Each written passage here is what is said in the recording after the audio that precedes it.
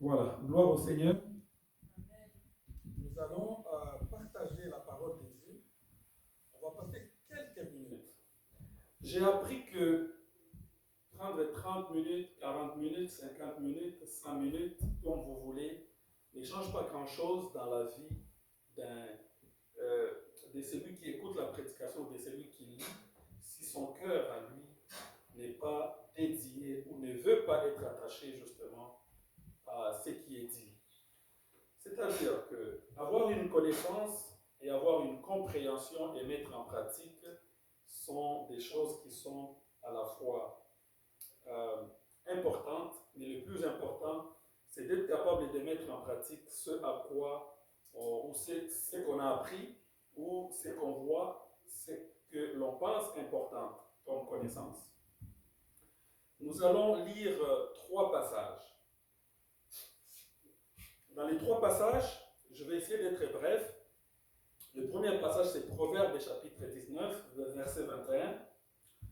Je veux les lire. La Bible dit, je vais commencer par le verset 20 au verset 21. Écoute les conseils et accepte tes instructions, ainsi tu seras sage dans la suite de ta vie. Il y a dans les cœurs de l'homme beaucoup de projets, mais c'est le plan de l'Éternel qui s'accomplit. Donc, maintenant, plan de l'Éternel qui s'accomplit. Quelqu'un d'autre va nous lire Jean, chapitre 21, verset 6.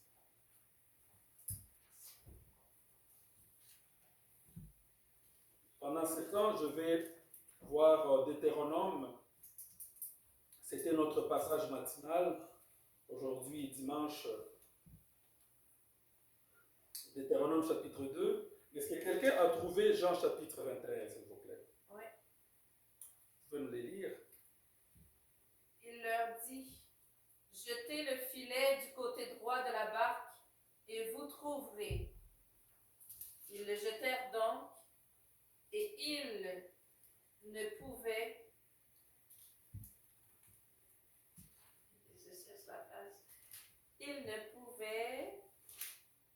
plus le retirer à cause de la grande quantité de poissons.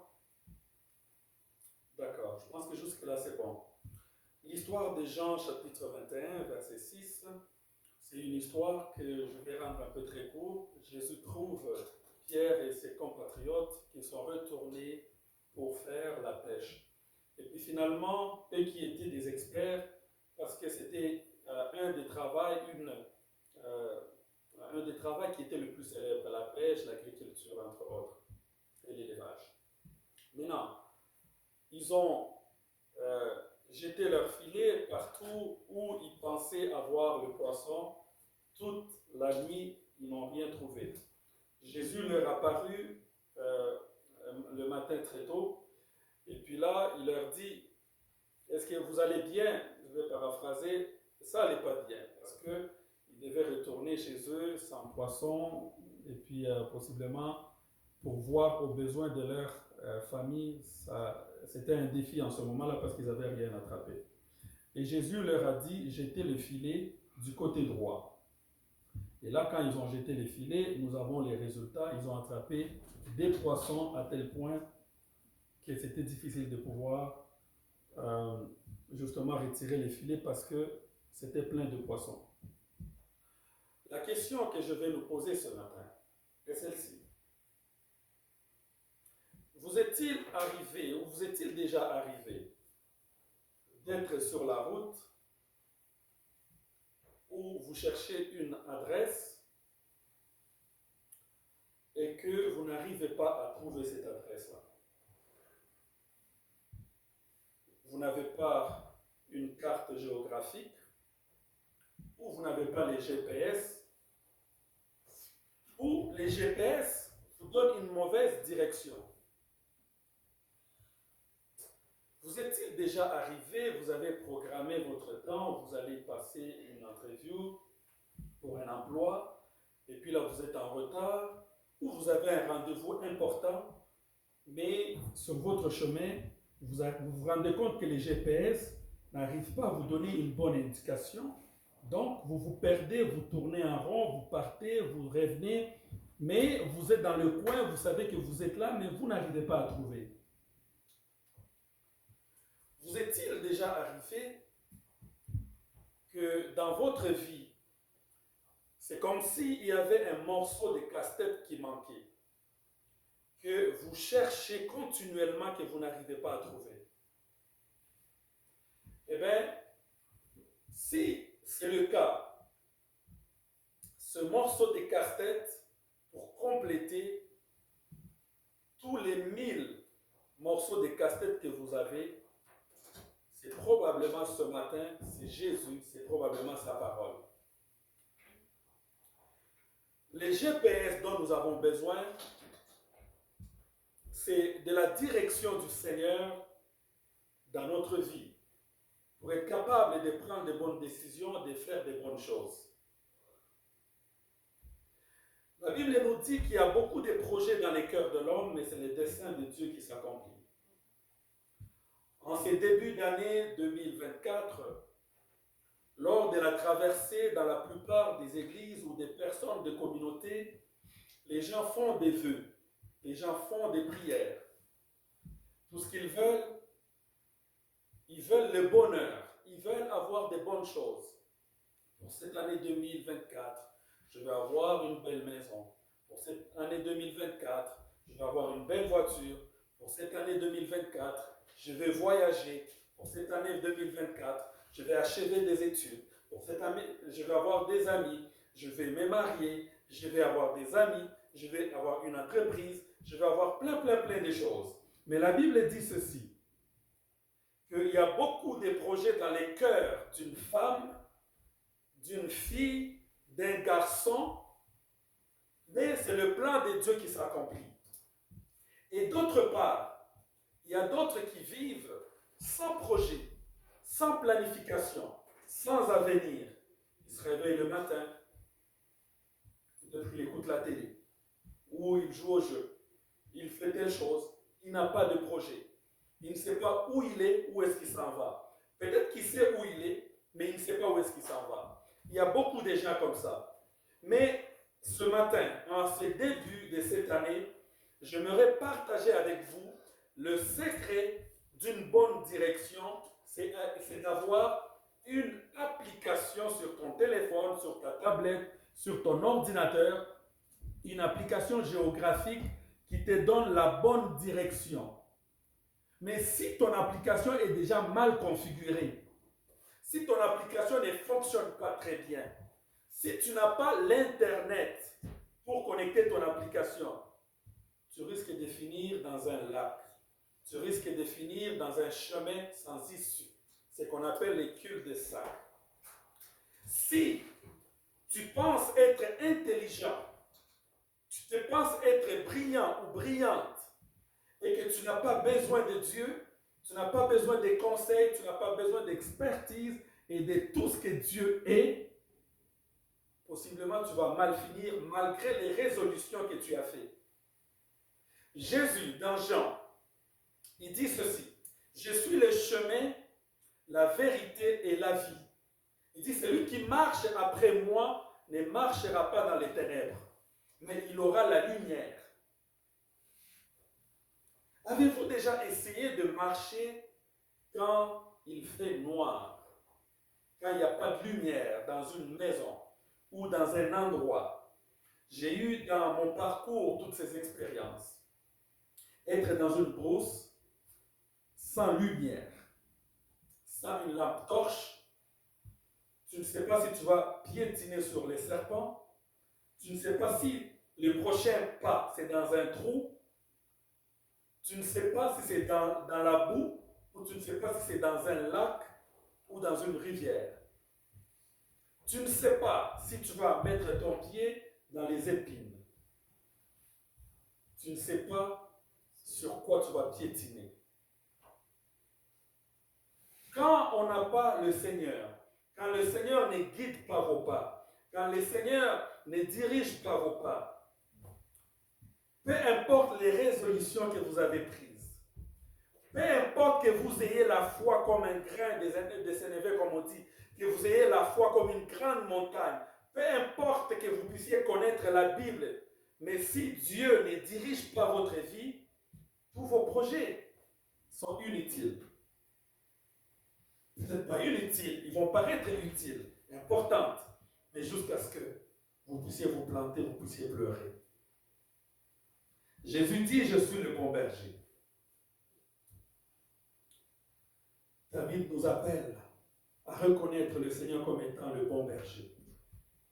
Mais quand tu as le Seigneur, avec les résolutions que tu as prises, quand tu les recommandes à Dieu, comme la Bible dit, recommande tes projets à Dieu. Il dit, recommande ton sort à l'Éternel et tes projets réussiront. Laisse Dieu te faire réussir. Que ce soit pour 2024, que ce soit pour les années qui viennent. Écoutez, pensez-y une minute. En 2023, il y a des personnes comme vous, des gens riches comme vous, des gens pauvres ou moyens, des gens ou des personnes plus belles, des hommes beaux, des femmes belles, des gens intelligents comme vous, des gens avec beaucoup d'expérience comme vous, comme nous, qui sont quand même morts en 2023, ils n'ont pas réalisé ce qu'ils avaient dit. Donc, si vous faites vos projets, ou nous faisons nos projets sans Dieu, nous allons tourner en rond. Tourner en rond pendant longtemps. Tourner en rond. Pour terminer, je vais lire le passage que nous avons partagé avec Véro ce matin dans la lecture hebdomadaire. Deutéronome chapitre 2, le premier verset. Il dit ceci. Nous sommes tournés et sommes partis pour le désert en empruntant le chemin de la mer des roseaux, comme l'Éternel me l'avait ordonné. Nous avons tourné longtemps autour de la région montagneuse de Séir. Est-ce que quelqu'un peut dire, nous avons tourné longtemps? Nous avons tourné longtemps. Quand on n'a pas le Seigneur, on va tourner en rond. On va sentir la vie, elle est ennuyante. Tourner en rond où? Dans la haine, dans la colère, dans le mal. Tes projets, tu vas tourner. Tourner. Rien du tout. Et pourtant, Moïse était convaincu. Il dit, comme le Seigneur nous avait ordonné.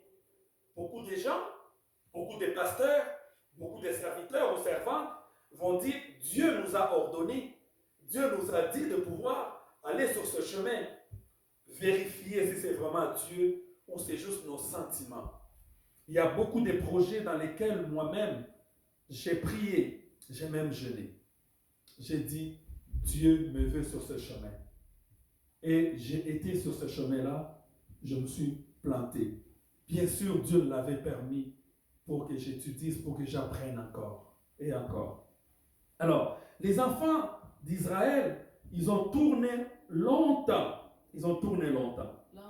Longtemps. Alors, dans quoi tu tournes longtemps aujourd'hui? Quel est ton projet? Tu tournes dans quoi? Les choses semblent comme marcher, comme pas marcher. La seule chose qui marche, c'est le stress. La seule chose qui marche pour toi, c'est l'incompréhension. La seule chose qui marche, c'est le doute. C'est ça qui marche.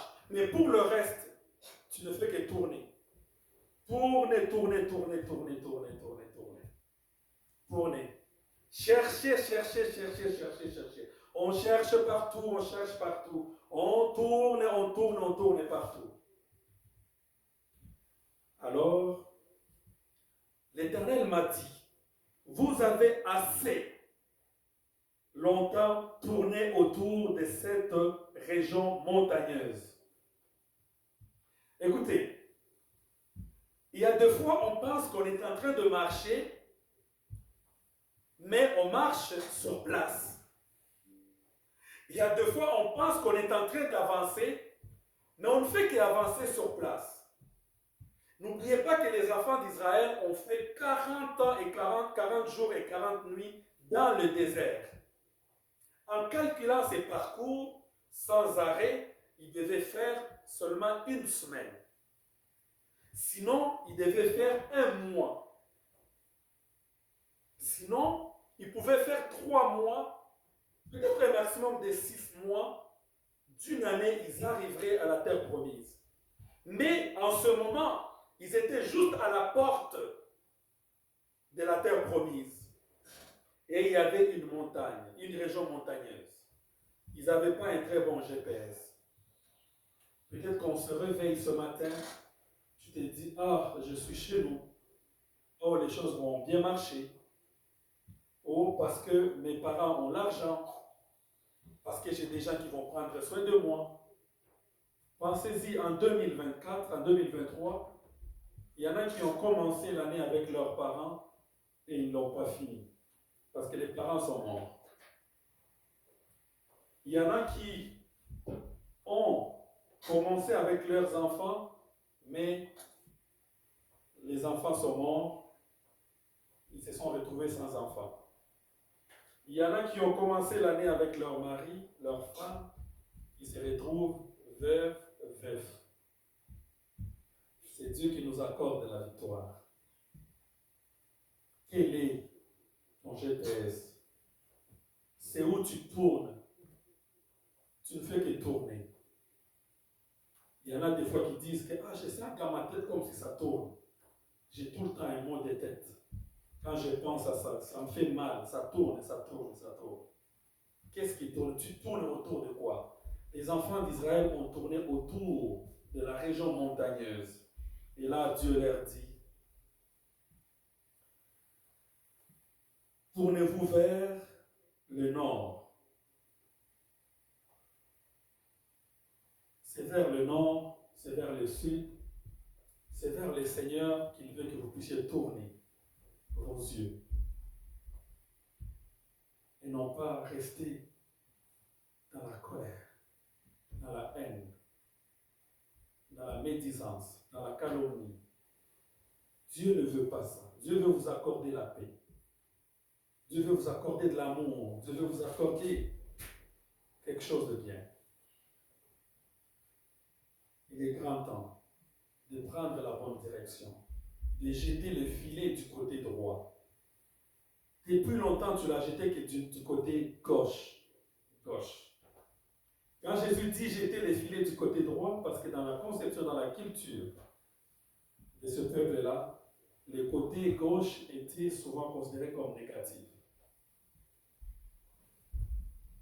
Tout est négatif, tout est sombre, tout est noir, rien n'est bon.